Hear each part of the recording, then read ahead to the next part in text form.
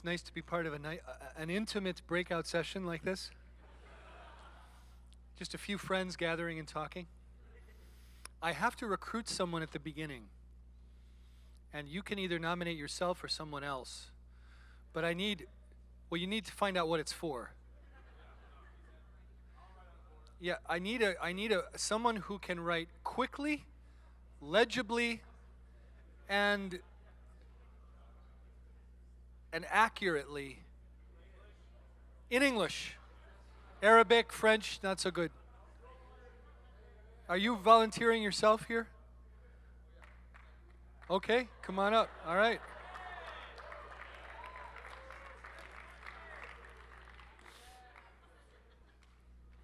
All right, great.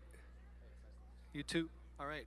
So, it is a breakout session, not just meant to be another lecture, and the whole tone of it will be a little bit more informal, working together on the area. I want to read you what our task is. Well, it's actually my task, but it's our task. In this breakout, Dan Keating will lay out the root causes of restlessness, dispel myths surrounding true leisure, define it for our current generation of Catholic college students and young adults, while giving practical solutions to experience this gift more fully. I looked at that and I said, that's a lot. I mean, any of these could take our whole time. So I wrote in my notes, here's what I wrote. I will help us aim for these, but I want to make sure we do some good work rather than try to do everything. And possibly don't penetrate anywhere because we're trying to cover all the ground. So my goal is to do some good work, that we go away from here with something that is really a gain. It could be a principle and a truth that really animates us and sort of lives in our soul and helps us. It could be one or two practical things that we can take home and begin to do that will really make a practical difference on the ground. But I look at the task and I think that's the task of a full weekend, not an hour-long breakout session. So I want us to be modest, but really go for some good things here, okay? So let's try to do that. The question is framed, the description of this is pace of life, predominance of screens, pressure to perform. Most college students and post-college young adults do not experience true leisure. Rather, they are restless, always looking for the next thing to satisfy.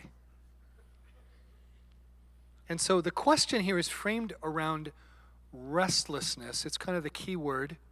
I want to add the word distraction as another key, like throw it into the pot that we're boiling up here. We'll see why. And the description here is modified things like pace of life, predominance of screens, drive to perform. And the goal in terms of true leisure, which I will get to a little later. I want us to start by doing some work together. And so our first little work group is this. I want to hear from you what you think the main issues are. I'm not looking for a lecture. Not you. Oh, so I'm not looking to hear from you. I'm looking to hear from you. You're just the scribe. Okay, yeah. Great. It's not like you're going to be writing all your opinions up there. Good. Yeah. So I'd like to hear from you all. Given that this is our subject, you say, well, I don't quite know what we're talking about. Well, that's why we're working on it. We've got enough to go with. In this area of restlessness, distraction, pace of life, failure to experience true rest, what do you think the main issues are? And here I want from you, again, not a lecture, but more than a word. I don't just want a word. A word's kind of like provocative, I don't know, crocodile. You go, yeah. So I'm looking for a short phrase.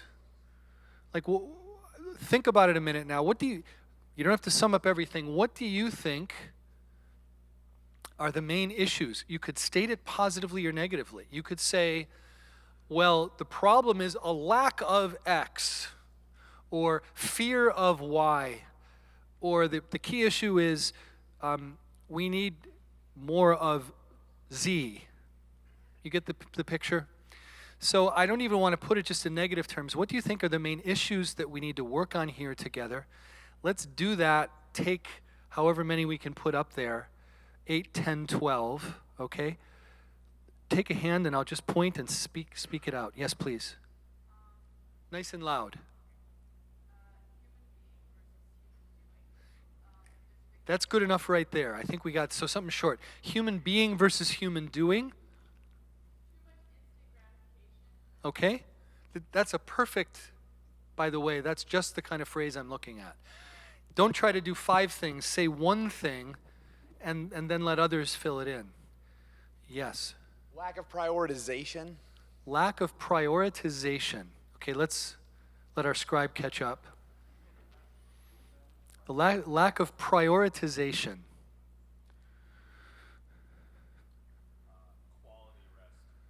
Quality rest. Okay, we're going to, what does that mean? Good. All in the back. One more time. Okay, grass is greener on the other side, meaning that you're always looking at something you don't have and seeking after it. You're never content or satisfied with what you have. Please, right in front.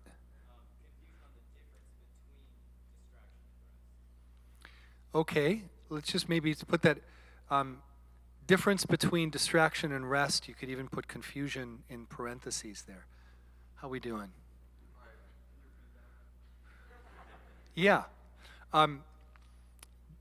DIFF, difference between this confusion over, difference between distraction and rest. The implicit thing there is that for a lot of people, they rest by getting distracted, and it doesn't provide real rest. We'll kind of go back and forth, front to back. We do have a one word. Okay, sobriety. Yes, please. Fear of the future. Sobriety. Don't worry about it. We'll get it. You got it right. Yeah. Fear of the future. Well, yes, we like background noise. Yeah. So background noise. One of the main issues is we like background noise. We're addicted to background noise. Addiction to background noise. Please. A scarcity mentality. Just say a word about what you mean.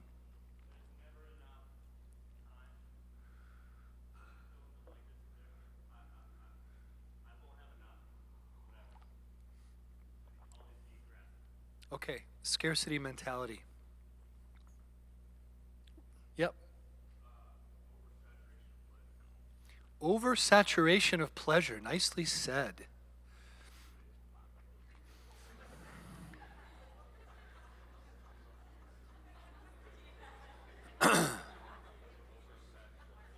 Oversaturation of pleasure.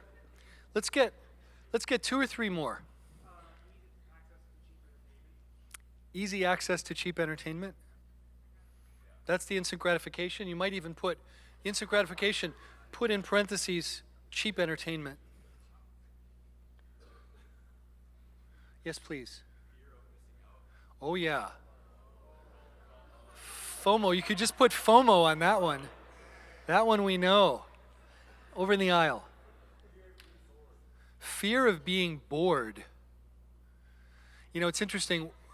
While he's writing that up, one of the common things people who write in this area say is that we've lost the art of being bored. We don't know what that's like, and without that, we can't get to certain goods. If we can't be bored, we can't reach certain goods. It's a very interesting perspective. All the way in the back. What's my purpose and identity? There's the philosopher. It's good. Asking the big questions. Let's do one more just to see here. Who do I want to get? All the way in the back. Lack of discipline. Last one up. Okay, thank you. We could keep going, obviously. Why go through that exercise? Well, you already know a great deal about this. I mean, you really do. This is not a subject that it's not like opening up, I don't know, some biophysics thing that none of us know something about. We all know something about this. We haven't necessarily taken the time and made the effort to express it clearly. Sometimes we do, sometimes we capture it with slogans that points to something, but it doesn't give us an overall perspective. Now, one of the things I'd say is I don't think there's anything in here that doesn't have real merit at getting at some of the main issues. But you can see when you look at them one at a time, putting that list up doesn't necessarily help you take a lot of steps ahead. It's not like, hey, our job's done, go for it. It's like, well, it points to a set of issues, but it doesn't necessarily help us make the change and gain the ground. So what I'd like to do, I'm going to take the floor for a bit here. Yes, thank you. We'll get you back up. Yeah. Well done. I'm not seeing any missed spelling here. Maybe I'm missing it, but that's pretty good throwing all that up. That's a good job spelling.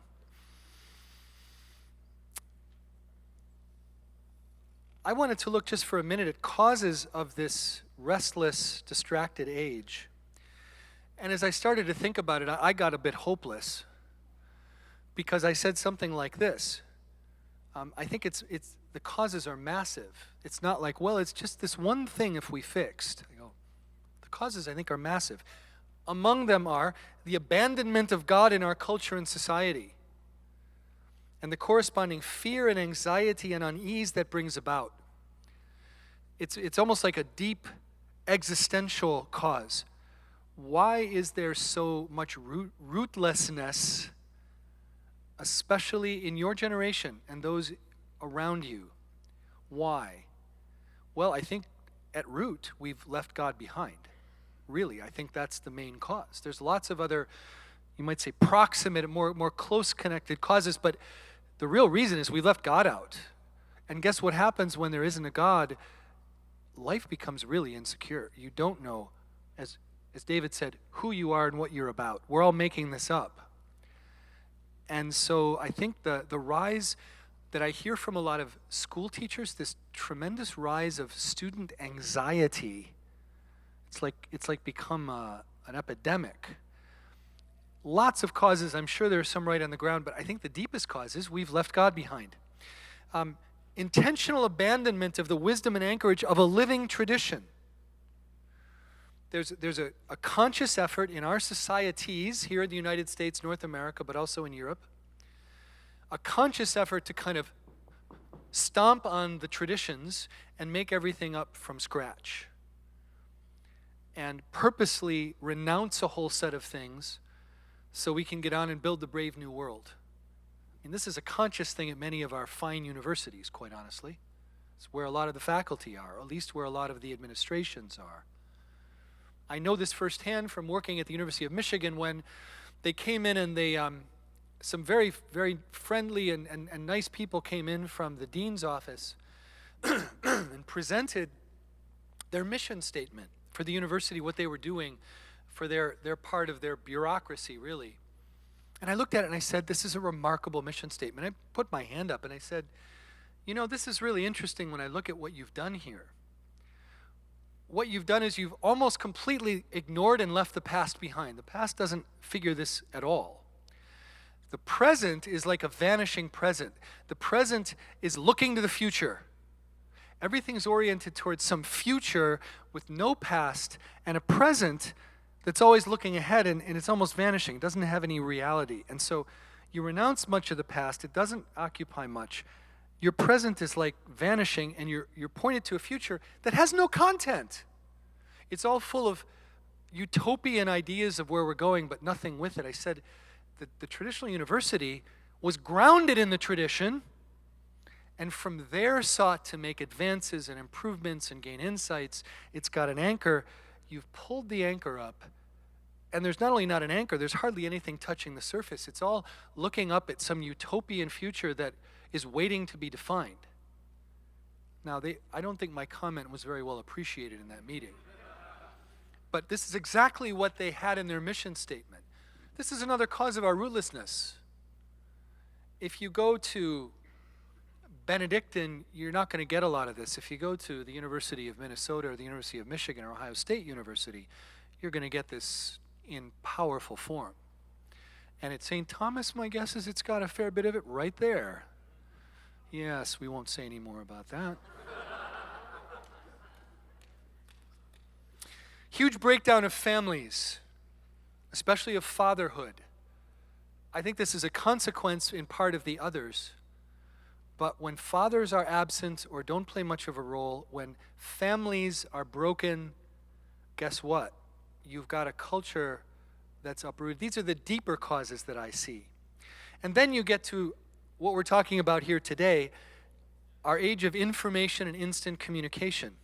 A culture that encourages and even demands constant activity, a kind of feverish attention to a constantly shifting electronic world. I looked at this and I said, we can't do anything with these. How are we going to attack the loss of godlessness in the culture? So I named them because I simply wanted to say, our problem isn't the internet. Our fundamental problem is we've left God behind. We've renounced our tradition. We've lost the family. And no surprise, we've got massive problems. Now, added to that are these realities about the world we all live in, including our world of social media, electronic communication, and so on. Given that we can't tackle all those other ones, I mainly want to tackle this last one, which was our job description, but I wanted to give that as a little overview. So we're not dealing superficially with the issues we're facing. Does that make sense? Everybody okay with that at this point? So we're going to kind of leave the bigger stuff behind and talk a little bit about these areas. I'd like to offer some thoughts on them. I hope they're helpful. They're kind of simple, but sometimes simple is good. I was handed a book 2 weeks ago by my brother-in-law. The book was called Deep Work. Cal Newport is the author. He's kind of one of these up-and-coming new authors. It's a book by a millennial who's in the work world, bright guy, went to MIT. I think he teaches at Harvard or something. And it's a book that I would say is fighting the battle against distraction, superficiality, and looking to do deep work. Now, reading it, it doesn't go anywhere near as where we want to go today. There's some great advice in it. There's a lot of good insights. It's a helpful book, but it only operates at a certain narrow span. So I don't know if you've seen this book. It's kind of going around in the business world, and a helpful book because it's really pushing back against a lot of the things we're talking about. And he analyzes things, and I said, that's helpful. And I land here. You know, you find yourself in his analysis of how we handle the modern world. So I want to mainly offer you all two pairs of opposites as a way of thinking about our task. Two pairs of opposites. First pair, no surprise, is distraction versus concentration. Those are the words I want to use.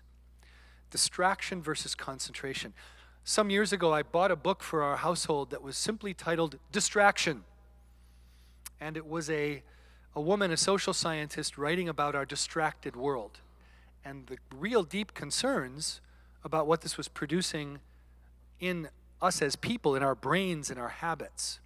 So whole books have been written on this area, but I think it's a helpful contrast that our world majors in distraction, which comes up in some of these,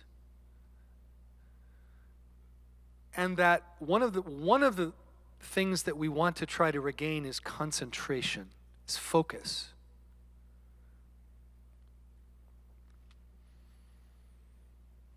We've created a world of pleasurable distractions, but it's no longer bringing a lot of pleasure. The pleasures are fleeting and kind of cheap. And here's my line. This world of distractions forms a restless searching, never settled mental and emotional life. Produces a personality, a never settled mental and emotional life. And therefore, it lacks part of what it means to be a human being. We're losing part of our equipment as human beings by being constantly distracted. Now, I really don't think I have to make the argument that there's way too much distraction out there, and one of our chief tasks in managing it is limiting the distraction and growing in our ability to focus and give attention and concentrate our minds. So one antidote to the distraction is to practice the art of concentration. To be able to focus on one thing for a longer period of time without constantly diverting ourselves into other things. Not an easy task. And it's one that, by all the measures that are out there, many young people are losing the skill for. So what are, some examples, simple examples, prosaic examples. Reading a book. Could be an electronic book, but I'm even thinking of like a real paper book. As one person said, anything you work on the internet, no matter what it is, there's never a final page. You can always go on to the next link. It never ends. Whereas a real book, guess what? You're done. The book's finished. It's actually something, you're closed, you're done. There's something good about that. Reading a book, going to a symphony, and listening to an orchestra play a long piece, and you're just there listening to this symphony. Building something with your hands, working away at something to create something good and fruitful. A conversation, group or one-on-one, about a larger topic for a longer period, like a focused conversation. This is going to be one of my little practical solutions. I'll let it out of the bag right now. But I think dinner table conversation is a key piece of human formation and helps not only all kinds of socializing things, but also teaches us how to work on something together, to focus on something, to talk together about topics in a focused way. Writing a paper. Oh, wow. When I was doing my undergraduate work, I was pre-med, but I majored in history. And I had to write these history papers. I had to write lots of papers. There was public health building near my dorm. And what I would do, I'd get an idea, I'd bring the books I needed, I'd go into this pretty ugly room with not much window in it, in the public health building. I'd find a room, I'd sit down and I'd say, I'm not leaving the room till the paper's done. I'm just here with my books. Sometimes it would be 4 to 5 hours in there. These aren't 20-page papers. These are often 5, 7-page papers, this sort of time. And I'd be writing it out. Didn't have computers back then. And I just wouldn't leave until it was done. I said, I'm in here, no distraction. This is going to get done, and it worked. So I think this is a very important way of thinking about it. Maybe to say it this way, without concentration, not very much valuable happens. I mean, think about it. What do video games and internet searches produce that in any lasting way? Anything? Probably not. Concentration is needed for bringing about even humanly any good and lasting work. This is, by the way, the main argument of this writer writing on deep work, that it's kind of a war against doing the superficial and aiming at the deeper work that has real consequences and lasting impact. Now, you'll notice I'm not doing a PowerPoint for us. I did that intentionally because I wanted to make you concentrate just on me as a speaker. Hopefully I'm good enough that it's not too hard. But I purposely didn't want to give you bells and whistles and things. Say, can you focus on one thing? So even the workshop is a little bit of a test of the subject, okay? I am going to give you, just so you know, I've got a one-page handout on both sides that gives the main outlines and some of the parts from this that I'm giving. I'm going to hand that to you when we're done, but I didn't want to give it to you now because then you'll kind of rely on it and not use your brain. So I'll give it to you when we leave. But I want you now to be focusing and thinking.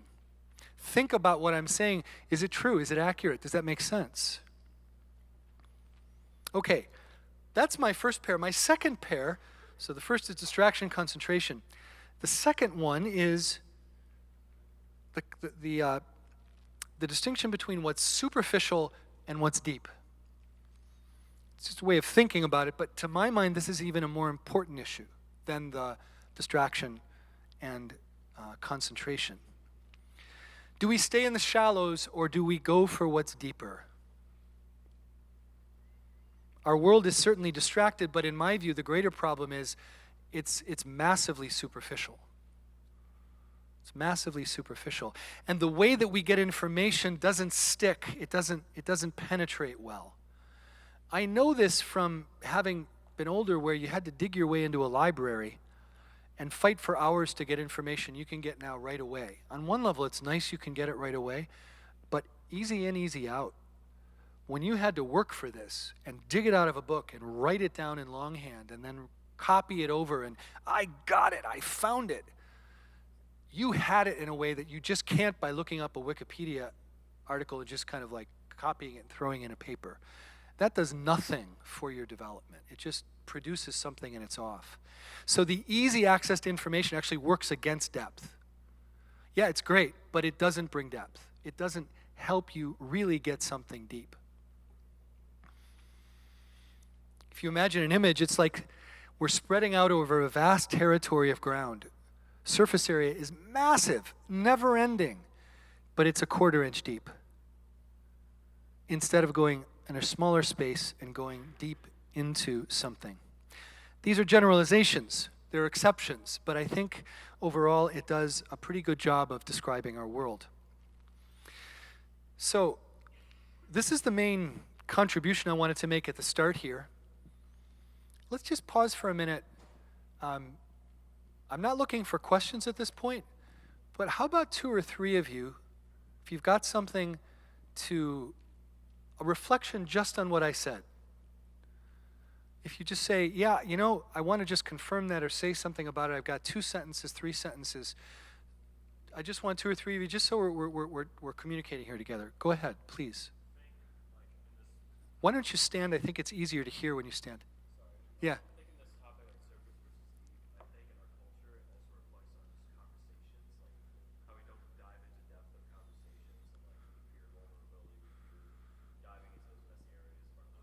Thank you. So the superficial versus deep is reflected in our conversations, the lack of depth of them often enough.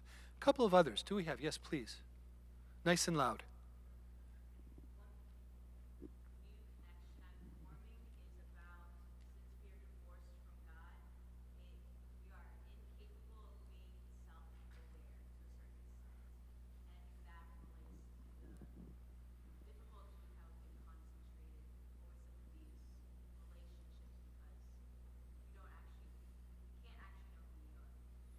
Thank you.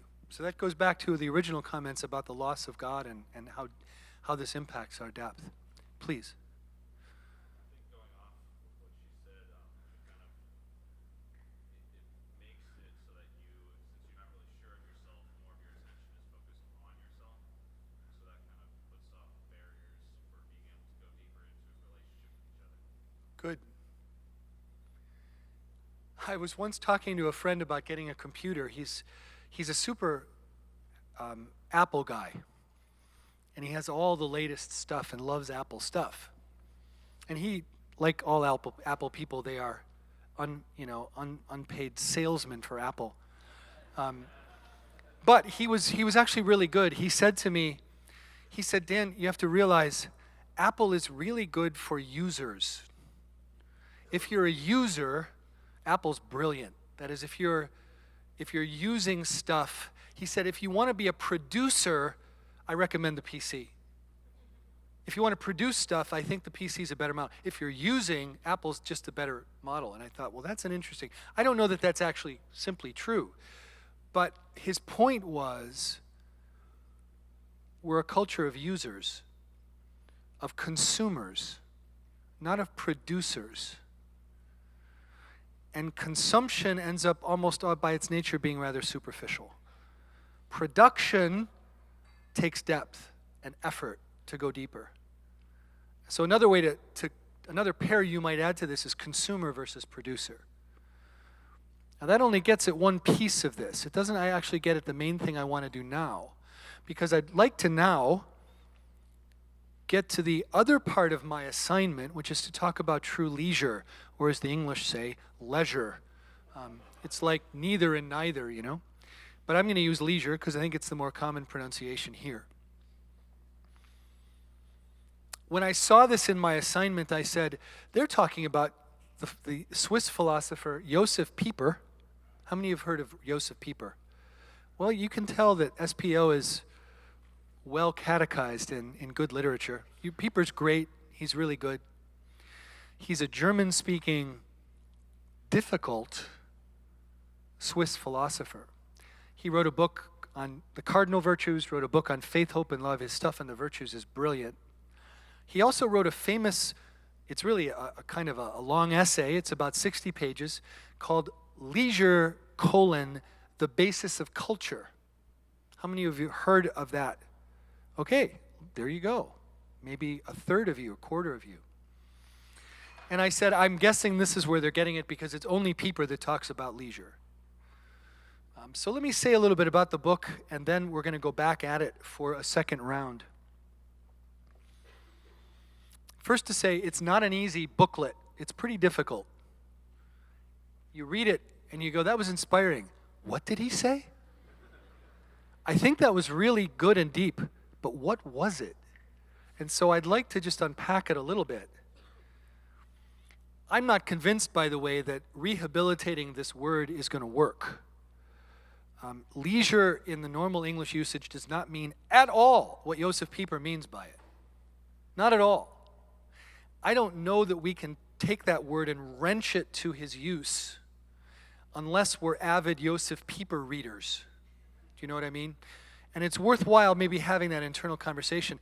But even if we don't use the word, what he's talking about is very important. So I want to not just get at the word, but what he means by it. Pieper, by the way, is writing in the mid-20th century. He's writing in the 50s. And his age is very different than ours. He was the post-World War II era.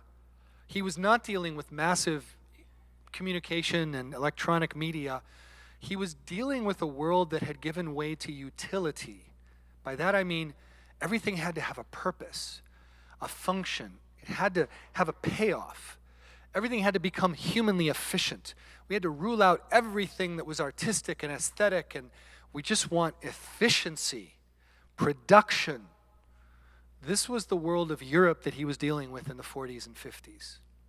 A world where everything's reduced to the denominator of efficiency and productivity.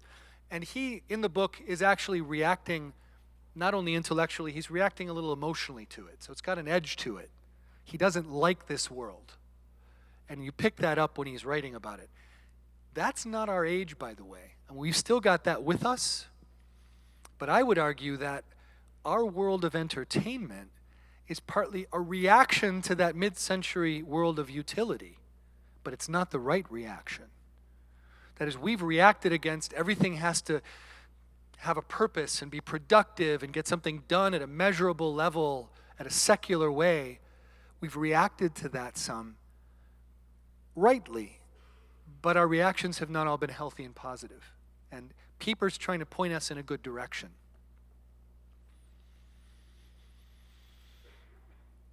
Okay, what does he say? A couple of quotes, and you're going to need to concentrate to get this. Here's Pieper.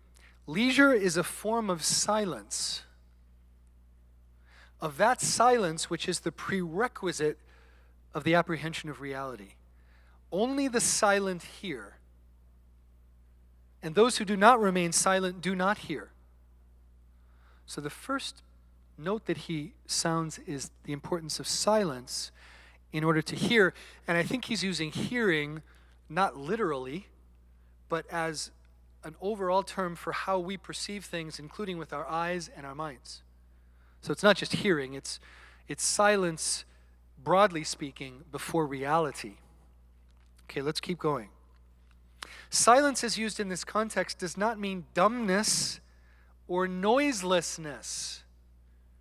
It means more nearly the soul's power to answer to the reality of the world if left undisturbed. The soul's ability to respond to the world if the soul is left undisturbed. Do you see why I say this is a little bit difficult? It's like, that's inspiring. What does that mean? Then this line, which I'm going to use as our key definition. For leisure is a receptive attitude of mind. These quotes will be in your handout, by the way.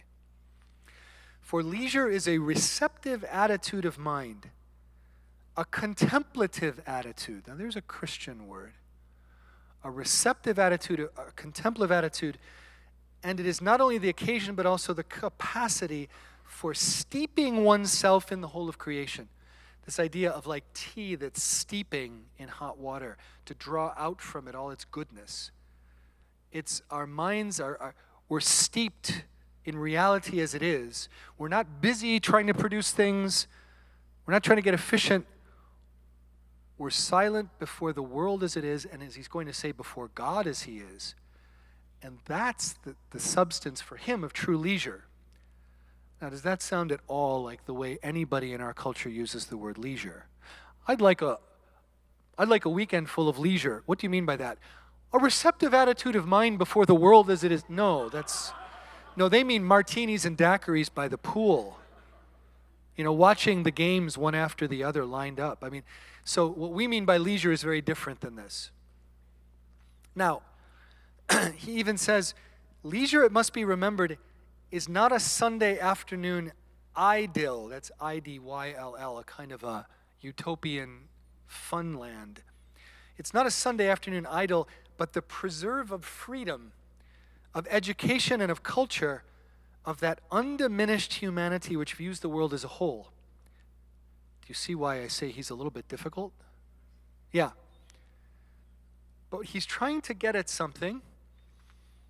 It's almost like a true philosophical approach to the world where we step back from the world of productivity and we allow a receptive attitude to the world around us. What I want to add that he doesn't have here, I think is so important for us, is it's also a depth and a quality of relationship with one another, where our relationships aren't just utilitarian. How can I get out of you what I need? It's a work relationship. Did you get this done? I need this on my desk. Can you give me this assignment? But we're actually relating to one another as the sons and daughters of God that we are, without trying to get something from one another. That's another key piece, I think, that I would want to add to Pieper's view of leisure and what he's getting at here. Okay, a few more things, and then I'm going to turn it back to you all.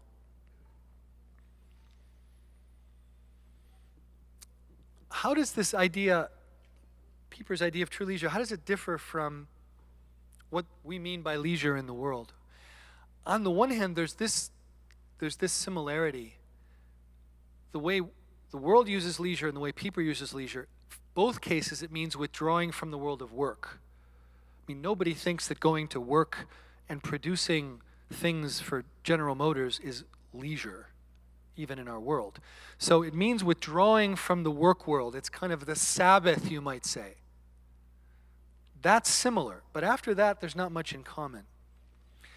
And one of you said this, I forget whom, but you're getting at something I think really important. Think about the way we think about leisure. And you imagine you're tired, you're strained, you want a break, you want to do something fun and easy, delightful, and you're thinking about your weekend. I want to do this. I don't want to do this with him or her. That's too much work. I'd like to be with them. That's easy. And I'll throw in, I'd really love to just watch a movie. And here's my favorite one. Always makes me feel good. I'll watch that one again. And I'll be able to cook up my favorite food and kind of enjoy this food. And you come up with your set of activities that are what? Pleasurable? They don't have to be sinful. Hopefully they're not. but they're oriented toward you. Yeah? Just think about that. They're oriented toward me. I'm looking at leisure fundamentally as something for me. What do I get out of it? You might say the value. How do you evaluate how good the leisure was? Did I get the pleasure and the rest that I wanted? It ends up being measured by me. Think about Pieper's view. What are you looking at in his view of leisure? Is it yourself? It's the world. It's God. It's other-focused. It's other people. I think this is a crucial difference between the two senses of leisure. One, even if it's fine, is oriented toward me. And I say this, I do this too. I mean, you do this. You think about, I've got an evening free. I have some plans. And the plans are things that you would just like to do to get away from the world of work that are just fun and easy and pleasurable. And that may be fine at one level, but that's not what he's getting at. He's getting at a way of engaging the world, one another, and God that's not focused on me, but on that reality and being strengthened, built up, and deepened by our engagement there. What's the good of all that? It doesn't have a payoff for Pieper. If you ask that question, you're asking the wrong question. It doesn't have a bottom line. It's what we're made for.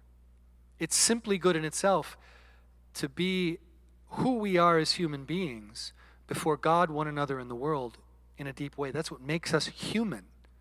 It doesn't produce a bottom line, but it makes us human.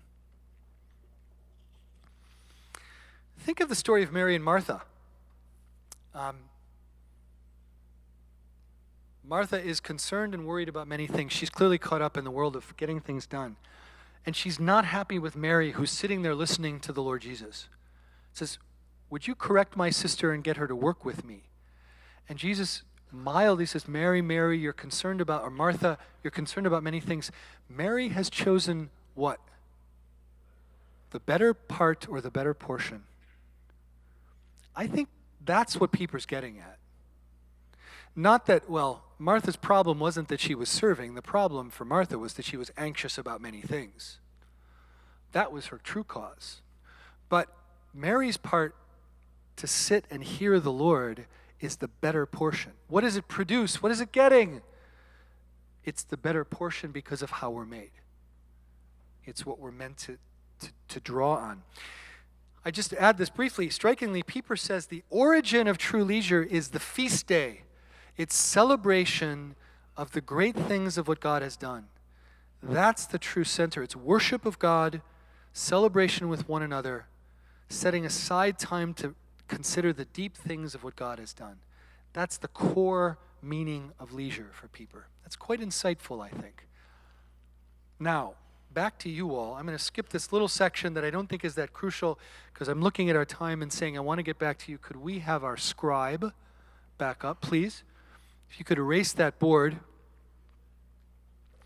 I want to ask you now as he comes up, part of our assignment is to talk about practical ways we can do this. I hope some of what I said sunk in, but I recognize that this is challenging. Pieper's challenging. Let's see if we can put this down. I've got my list of 3 or 4 things. You say, Dan, what do you think we could do to make a difference here? Practically, what could we do? I've got my list. I'm not going to tell you right now what they are. I want to hear from you first. And so I'm looking here for short things we could do. Again, not a long description, but a sentence or so. What could we do to aim at, on the one hand, concentration, depth, but even more the true focus on the world and God as they really are, against the sort of superficial, distracting things that we fill our lives with day and night? So, please, yes. Don't multitask. Okay, yeah. Go ahead. And my comment there would be, I think some amount of multitasking is probably required by any human being. If I might make a friendly amendment, I would say, don't make a virtue of multitasking. And don't pretend that you can actually do this well, because every study about multitasking says that nobody does it well, no matter what they think. That we cannot focus on several things at once, no matter how much we delude ourselves that we can. So I would say don't make a virtue of multitasking, because it plays right into the distracting, superficial way of approaching reality. Yes, please. Fast often and in all areas of your life. Fasting, isn't that interesting? Why fasting? I'll just draw you out a little bit.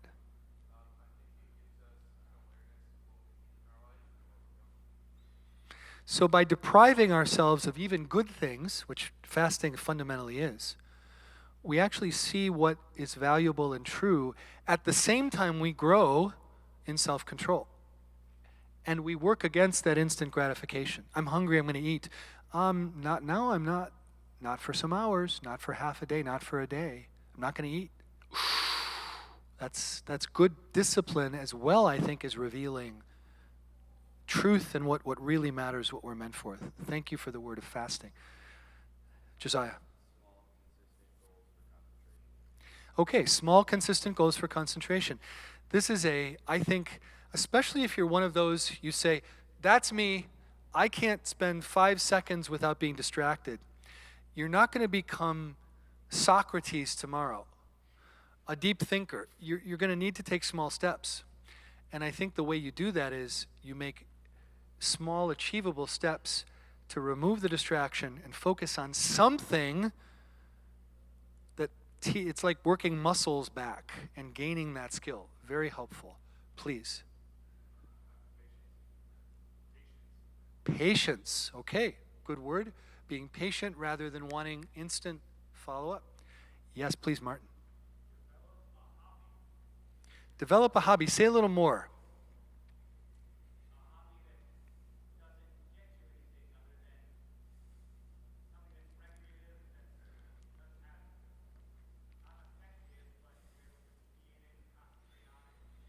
Presumably you don't mean video games as a hobby. Probably. Yeah.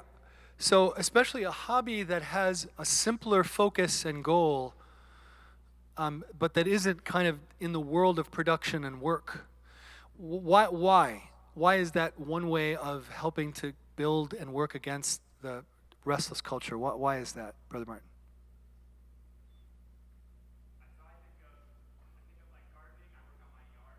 Yeah. Yeah.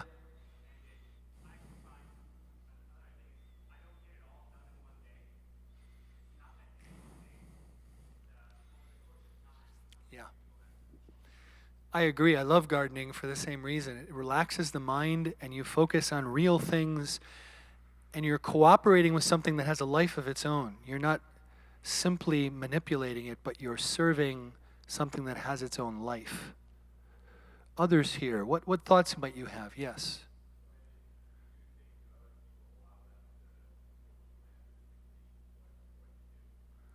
Okay, so you give away control of things and allow others to drive it.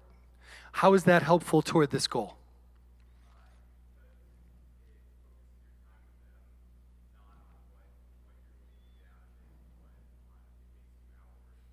Good.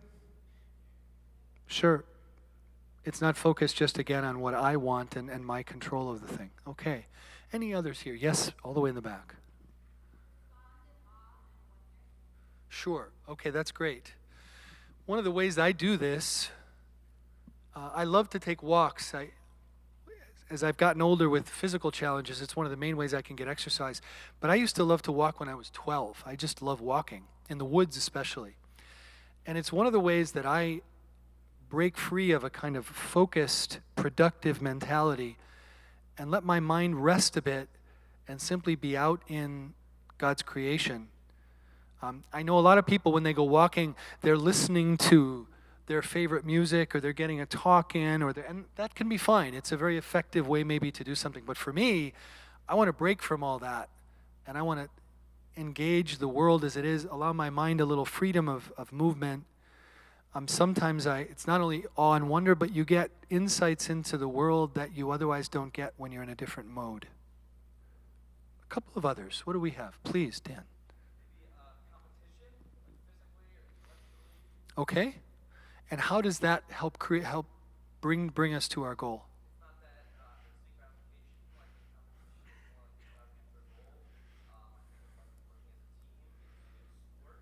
Yeah. Yeah.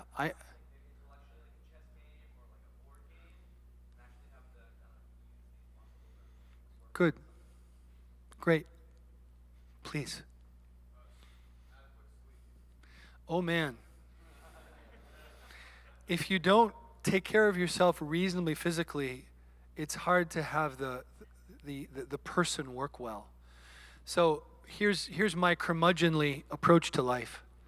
But when I am in households and I'm working with young men,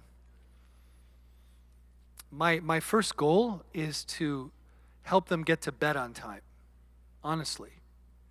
If I can help them get to bed at a reasonable hour, we've got some chance of growing in discipline and virtue. If you can't, forget it. It just won't work. And so if you don't do the things that make for human health in a fundamental way, then it's very hard to do the concentration. You're just physically at a bad place. So they're not necessarily the deep things, but they're the things, the instruments you need to do in order to be able to do the deeper things. Maybe one more here. Yes.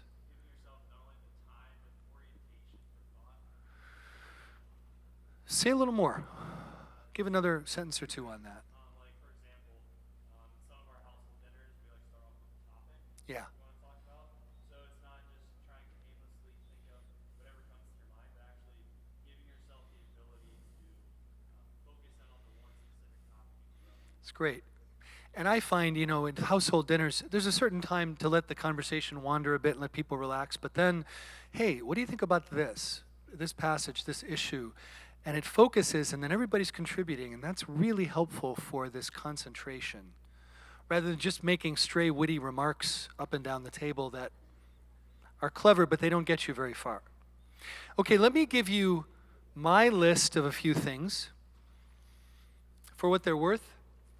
One of my issues, and I go against popular educational philosophy or theories when I say this, memorization. Now especially of Scripture. We've lost the art of memorizing. In this traditional cultures, we're miles ahead of us. We've got information at our fingertips and can keep nothing in our heads.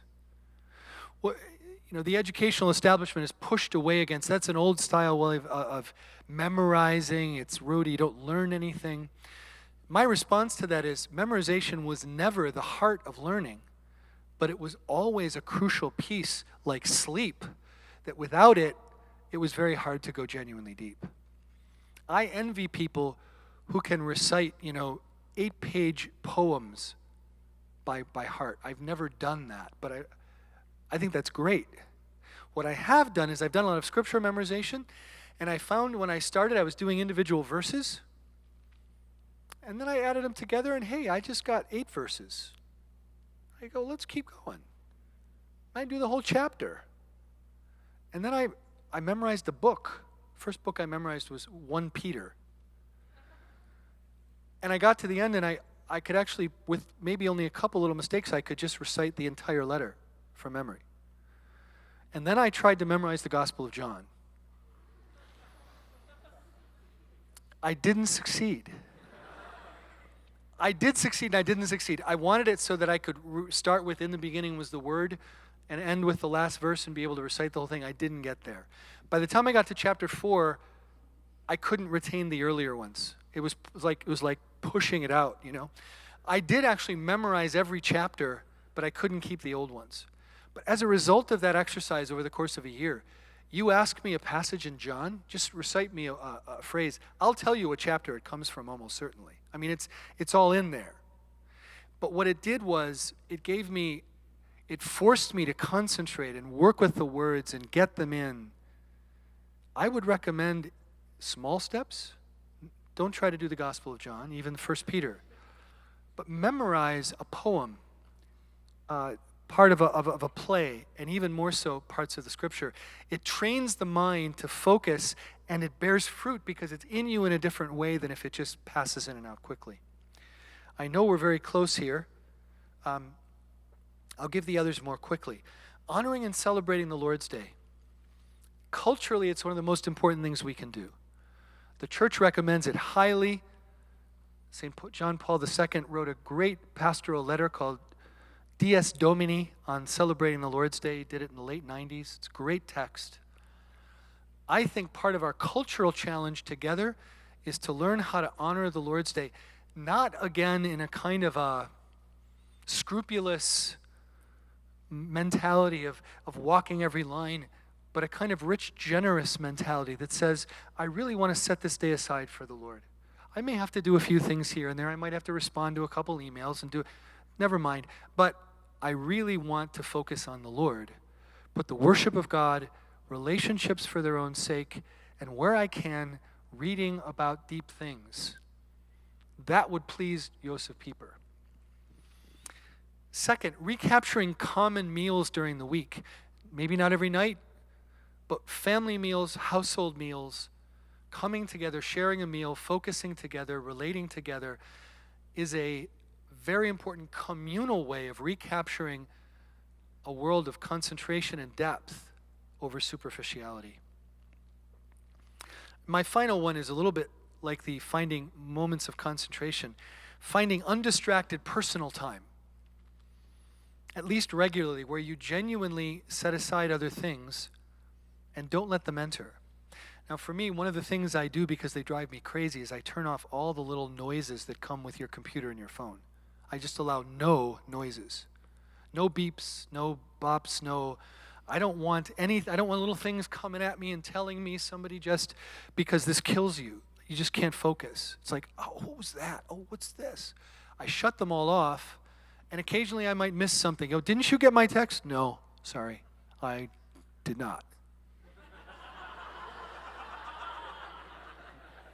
The world will not end usually.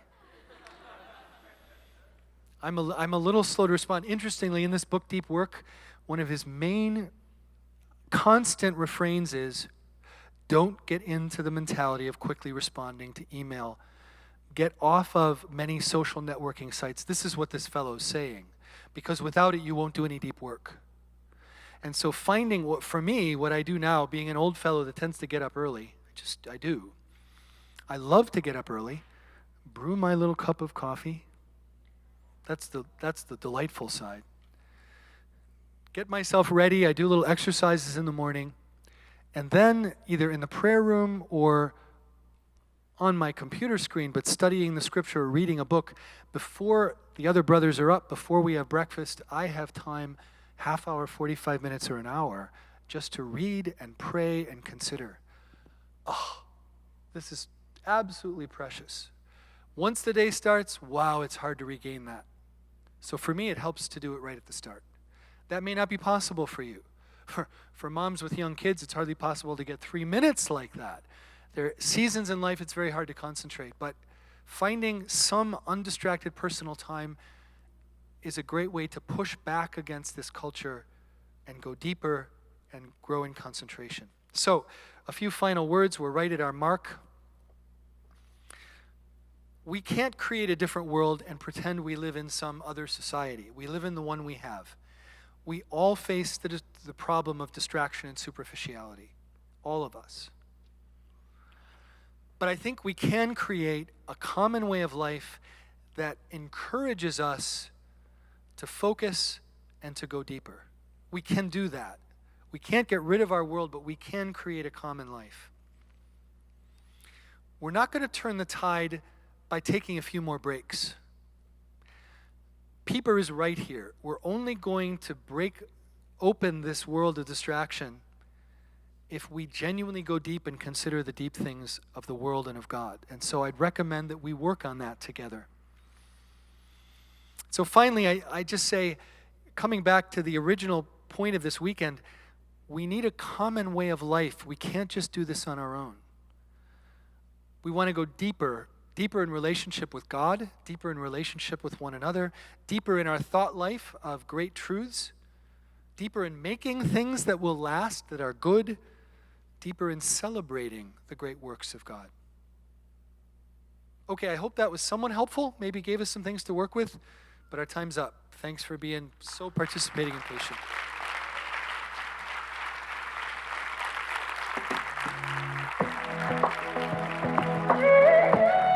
Let's give it up one more time for Dr. Keating.